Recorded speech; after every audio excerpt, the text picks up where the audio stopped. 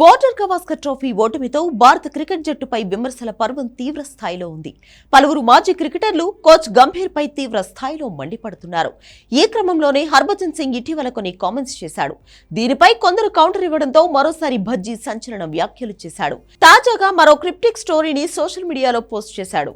మార్కెట్లో ఏనుగు నడిచి వెళ్తుంటే డబ్బులు తీసుకున్న కుక్కలు మురుగుతూనే ఉంటాయంటూ రాసుకొచ్చాడు. ప్రస్తుతం ఈ పోస్ట్ వైరల్ అవుతోంది.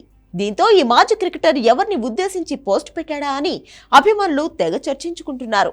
సిడ్నీ టెస్ట్ ముగిసిన తర్వాత భజ్జీ చేసిన కామెంట్స్ హాట్ టాపిక్ అయ్యాయి. జట్టులో స్టార్ కల్చర్ సంస్కృతి తగ్గితేనే సరైన ఫలితాలు వస్తాయంటూ వ్యాఖ్యానించాడు. సాధారణంగా ప్రతి ఆటగాడికి ఎంతో కొంత పాపులారిటీ, పేరు ప్రఖ్యాతులు అనేవి ఉంటాయన్నాడు.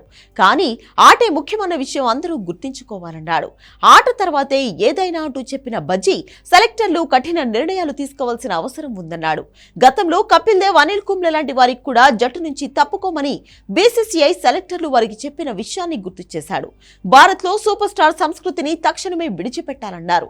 రిజర్వ్ ఓపెనర్ గా అభిమన్యు ఈశ్వరన్ ను బోర్డర్ గవాస్కర్ ట్రోఫీకి ఎంపిక చేసిన ఒక్క మ్యాచ్ కూడా ఆడించలేదన్నాడు. సర్ఫరాజ్ ఖాన్ కూడా ఇదే పరిస్థితిగా ఉందన్నాడు. జట్టుకు కావాల్సింది పేరున్న ఆటగాళ్లు కాదన్న భజ్జీ బాగా ఆడే ప్లేయర్లు మాత్రమే కావాలంటూ చురకలంటించాడు.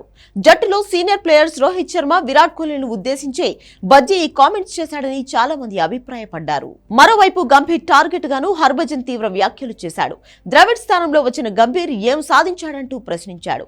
గంభీర్ వచ్చాక టెస్టులు, వన్డేల్లో భారత్ దారుణమైన ఆటతీరు కనబరిచిందన్నాడు. టెస్టుల్లోనైతే 10 కేవలం 3 గెలిచిందని, ఆడిన 3 వన్డేల్లో ఒక్కటి కూడా గెలవలేదన్నాడు.